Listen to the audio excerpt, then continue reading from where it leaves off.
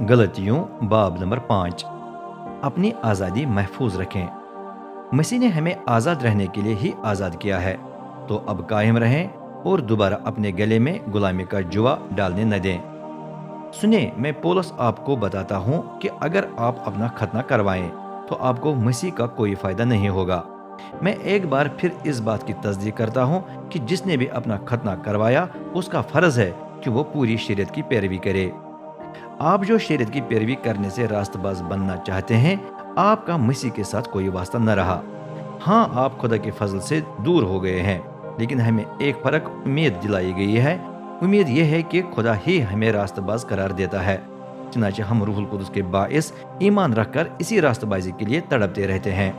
क्योंकि जब हम मसीह ईसा में होते हैं तो खतना करवाने या न करवाने से कोई फर्क नहीं पड़ता। फर्क सिर्फ उस ईमान से पड़ता है जो मोहब्बत करने से जाहिर होता है। आप ईमान की दौड़ में अच्छी तरक्की कर रहे थे, तो फिर किसने आपको सच्चाई की पैरवी करने से रोक लिया?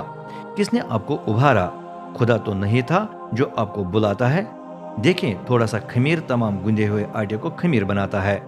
मुझे खुदावंद में आप पर इतना एतमाद है कि आप यही सोच रखते हैं, जो भी आप में अफरा तफरी पैदा कर रहा है उसे सजा मिलेगी।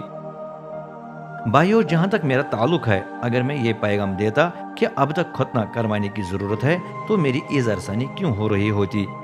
अगर ऐसा होता तो लोग मसीह के मसलूब होने के बारे में सुनकर ठोकर न खाते। बेहतर है कि आपको परेशान करने वाले न सिर्फ अपना खतना करवाएं बल्कि खूजे बन जाएं। भाइयों, आपको आज़ाद होने के लिए बुलाया गया है, लेकिन खबरदार रहें कि इस आज़ादी से आपकी गुनाह आलूदा फितरत को अमल में आने का मौका न मिले। इसके बजाय मोहब्बत की रूह में एक दूसरे की खिदमत करें, क्योंकि पूरी शरीयत एक ही हुक्म में समाई हुई है।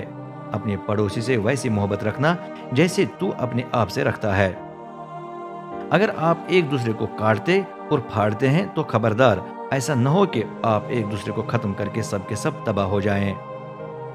रूहुल कुदस और इंसानी फितरत। मैं तो ये कहता हूँ कि रूहुल कुदस में जिंदगी गुजारें, फिर आप अपनी पुरानी फितरत की ख्वाहिशात पूरी नहीं करेंगे, क्योंकि जो कुछ हमारी पुरानी फितरत चाहती है वो उसके खिलाफ है जो रूह चाहता है, और जो कुछ रूह चाहता है वो उसके खिलाफ है जो हमारी पुरानी फितरत चाहती है। ये दोनों एक दूसरे के दुश्मन हैं, इसलिए आप वो कुछ नहीं कर पाते जो आप करना चाहते हैं।